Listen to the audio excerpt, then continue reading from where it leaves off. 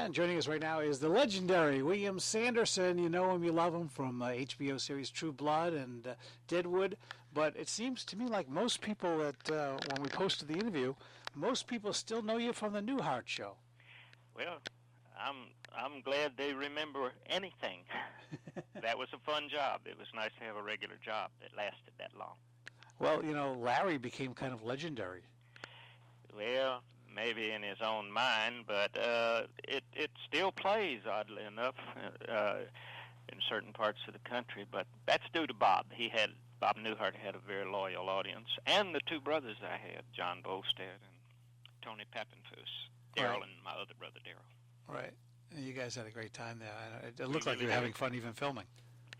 I beg your pardon? I said it looked like you guys were having fun even when you guys were filming all the time. Yeah, we did have a lot of fun, but the tone always comes from the star. You know, if he or she's a grump, then it filters through. And I've been fairly lucky if I practice a little self-deception. I don't have a private jet. They haven't named any streets after me. Not yet? Well, thank you, man. Yeah, Sanderson Lane could be on the way. Ha! Maybe Elvis Presley Boulevard. That's a given. But anyway, I'm happy. I made the team here on True Blood, and they show me enough respect considering the contribution I make. Well, it's interesting. We had you on during your time on Deadwood on the show. Oh my gosh. Tell us a little bit about True Blood for folks who haven't seen it yet, and about your character, Sheriff Bud Dearborn. Well, it's the show is based on a book by Charlene Harris, or a series of books, Southern vampire novels. But Sookie Stackhouse is a waitress who works in the backwoods bar in Louisiana, and she has a disability. Anna Paquin plays the role. She's great, and she can hear people's thoughts. But she falls in love the first season with the vampire played by Stephen Moyer, and she can't hear his thoughts. But a lot of things happen the first season. There's a serial killer loose, and incidentally, may I say, the DVD comes out the 19th for the first season, and the new show comes on HBO June 9th. But it's a lot of fun, a lot of great young actors from all over the world, Australia, England, Sweden. And I play an old Boer. He's a southern sheriff, but he's doing his best, probably trying. His name is Bud Dearborn, trying to make it to retirement. But it's great fun. I get to clean up. I get to shave, wear a clean uniform, unlike Deadwood. Uh-huh. Yeah, no, it's a very interesting series, actually, and you are right. The box is out now, or it's coming out. We have it here at the network, and it's a great series, and you can just sit there and just watch it and catch up in time for season 2, which will be on in a few weeks. Thank you for mentioning it again.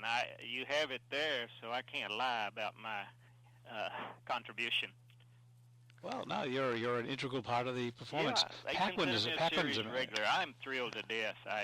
I just don't want to, I want to remember my place in the pecking order, and try to have fun when I do. We have about 15 or 20 series regulars, and it's a banquet, and everybody wants their portion, but it's a challenge to keep up with the young actors like Ryan Quanten from Australia, an ex-boxer, Stephen Moyer, Rutina Wesley, a wonderful actress, and they came out of, believe it or not, Juilliard, Yale, Vassar. I'm standing there working with people that are on the way up, man.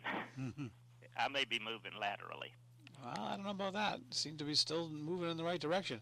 You know, you're 65 now. I mean, but you're still out there and working hard and getting a lot of parts.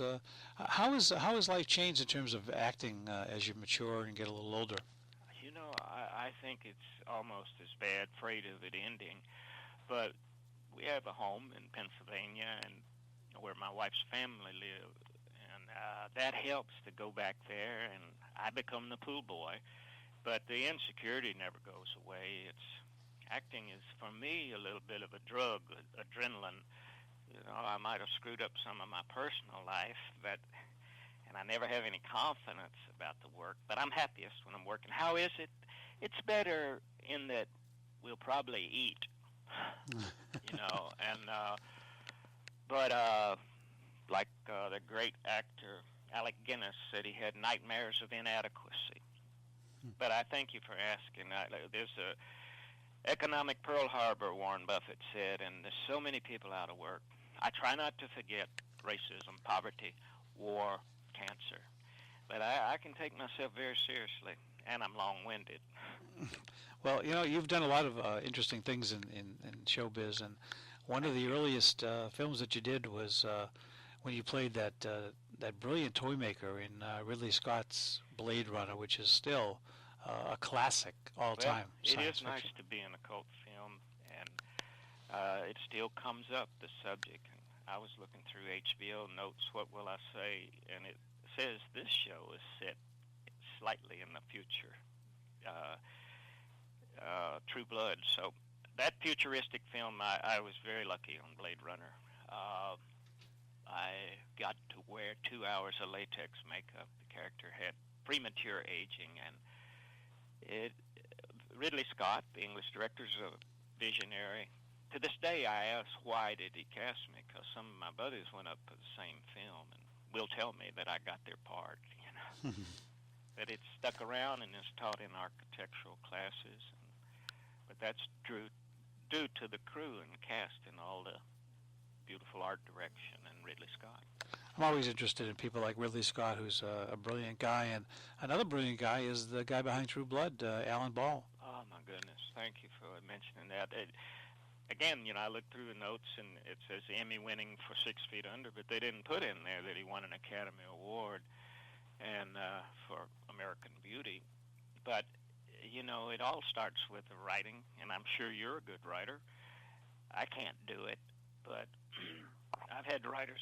maybe I didn't think something was funny years ago, and they'd say, okay, what you got? What do you have? I think we're very lucky to have Alan Ball, and he's been a benevolent creator, dictator. Ooh. And I just hope I stay on his good side. Well, you know, we have other great writers, and Nancy Oliver's nominated for an Academy Award, and some of this can be self-serving, like Alexander Wu, but I'm at their mercy. Well, that's true, but they do give you a lot of understated comic lines. Well, I didn't know. One reviewer, I hate to confess that I read them, the first season, said it played absolutely as straight as humanly possible. Was she complimenting me? Was she insulting? I mean, no, I think she took was. it as a compliment. Well, yeah, you are kind of a master of understated comic delivery, so. Well, sometimes it's an accident, naivete, but you trust the writers and the directors. But thank you for saying that. My goodness. Now, I understand that you played a Hunter Thompson type of character on an episode of Lost this year. Yeah, they cut a little bit of it, but it played, and more people asked me about that show over the weeks after it aired than anything in years. So I was grateful. You know, HBO has a niche audience, and it's fun, but Lost might reach 8 to 10 times the viewers, and what an honor, because they're all terrific actors. It's a hit show. But he, ironically, had taught at Berkeley, the character, and he claimed he interrogated the Viet Cong. Well, he was probably sampled some of his own drugs. Just a couple of scenes, but free trip to Hawaii. You know, one of the outstanding series, miniseries, and there's been a lot of them on TV in the years that have gone by, but one of them was about 12 years ago, the George Wallace miniseries with Gary Sinise and Angelina Jolie, and also William Sanderson. I guess that's now on DVD, the George Wallace series. Yeah, thank you. I'm going to owe you. How do I repay you? But that did just come out on DVD, and Gary won an Emmy Award for playing George Wallace, but one of my memories stands out is being on a boat out in we used San Pedro or Long Beach area for Mobile, Alabama, but Angelina was in a bathing suit, and she's just a strikingly beautiful person. That was about the second large project she had done, and they're good memories, and Gary, of course, a great actor. Oh yeah. I know you're from Memphis, Tennessee, and I know you're a big Elvis fan. Uh, and you originally were going to be a lawyer. How did you end up in the showbiz? Well, it's a little bit hard to answer because it seems to come out differently every time. But as a kid, I kind of stalked Elvis. His friends will say, "Look at him talking about Elvis," but had great thrills playing football. Got to go in the house. He never knew me. Heard him play the piano. That might have had something to do. His limousines, his legion, women followed him around the amusement park. He would rent it at midnight. But I don't know. For a while, I'd copy him. I went in the Army at 18, got out at 20. The GI Bill allowed me to get through law school. I don't know who I am to this day, but I had friends who became doctors and lawyers, so I felt like two different people I would want to hang out with. Semi-hoods, and I'd want to hang out with the student council. But I got into law school and finished and never took the bar. But by then I'd started doing plays. They were more fun. And I wish I weren't so long-winded. How I got in it, maybe putting off going to work. You hide in school. Well, one of the interesting things about law and about theater, they're very similar in one way. I mean, if you're a lawyer and you're arguing in front of the bench, Yeah. you're a performer, just as you are on stage. I think the ego, the vanity is there. Yeah. But, the heart has its reason that reason doesn't know. And I had fun acting, and surprisingly, I was doing a rehearsal early on of Marat Sade, a great play, and the cast applauded, and I didn't know if I was going to be able to do it, but it encouraged me. But they sure didn't applaud if I asked a question in law school. It was all I could do to keep up. But now I have some very good friends who are practicing law, and I'm proud of them. Now, one final question here. I understand you wrapped a indie film called Pretty Ugly People with Allison Janney. What's the status of that? Well, it is winning awards in the film festival circuit, but I guess it's harder than ever for them to get a distribution deal or independent films with the economy.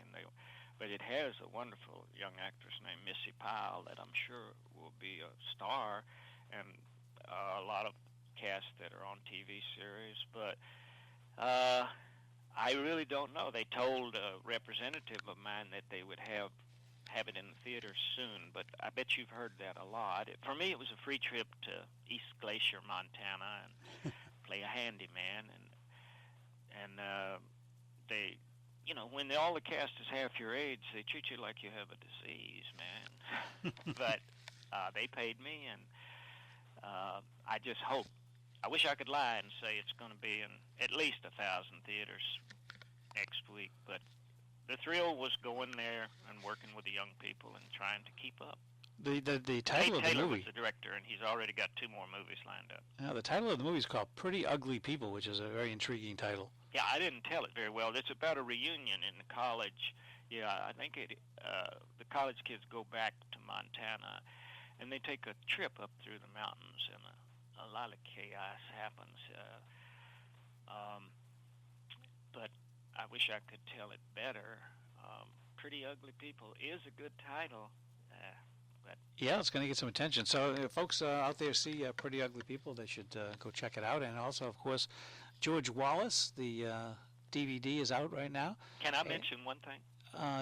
No, of course you can. Go ahead. Thank you. A documentary I did called The Face is Familiar, and they had a bunch of terrific character actors for stars. It airs the 9th of June, and Sam Jackson is in it. And I said, well, what is he doing? He's a star. And he said he wanted to be in it because he started as a character actor. But they interviewed Stephen Tobolowsky, Missy Pyle, Daniel Roebuck, Danny Trejo, if I'm pronouncing it right. People, their net faces, and they got a lot of credits. But so, I look at it as people that won't win any beauty contests.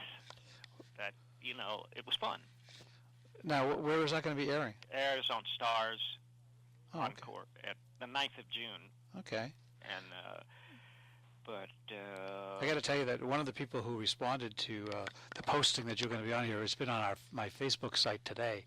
That you were going to be a guest. And one of the people who responded was John Ford Coley, who you might remember, who sang "I'd Really Love to See You Tonight," with English Dan. And John Yeah. Ford Cole, yeah. And he said that he still loves that character, Larry, so. Oh my goodness! Well, thanks to him, and you sound like you can sing very well yourself, unlike me. Yeah, I'm not really a singer either. I'm more a writer and a talker, you know. I talk, so. Well, writing is hard work, and music may be the most ideal of the arts, but I can't do either one. Yeah, I always picture myself as a singer, but I remember my parents telling me years ago that during the Vietnam War that maybe they could drop me to Vietnam and I would sing and that they would all surrender. So I think That's cold, but they have that a pretty great much. sense of humor. You don't happen to know a Canadian producer named David Foster, do you? Yeah, I do actually. Yeah. Yeah, I just reading a book about him. What is fascinating, man. But you have more than one talent, and I know I sound like a suck up. Yeah. Well, it's all right though. There's nothing wrong with that. Me. But whether you get in a car and somebody's driving you and they live in a bigger house, or you're being interviewed by somebody that's doing better than you, it's weird out here, man. I'm an imposter. I'll admit it. I disagree with you. They're gonna find me out. I disagree with you. I've been watching your work for a long time. Had you on the show a couple of times, and I think you're excellent. And with age, you seem to be improving. So we want to remind folks. There's a lot of luck involved, and the fact that you talk to me twice, or when someone hires me twice, is a great compliment. It is. It's a good compliment because it means the first time was pretty good. And folks out there, remember True Blood. It's on HBO. It's coming out in June, the brand new season. And if you haven't seen it before, check out the first season. It's on DVD, coming soon to a store near you. So grab it. And it's a pleasure to talk to you, and I look forward to the next time around. You too, and you're very generous. Take care of yourself. All right, take care, William. Bye-bye. Bye-bye.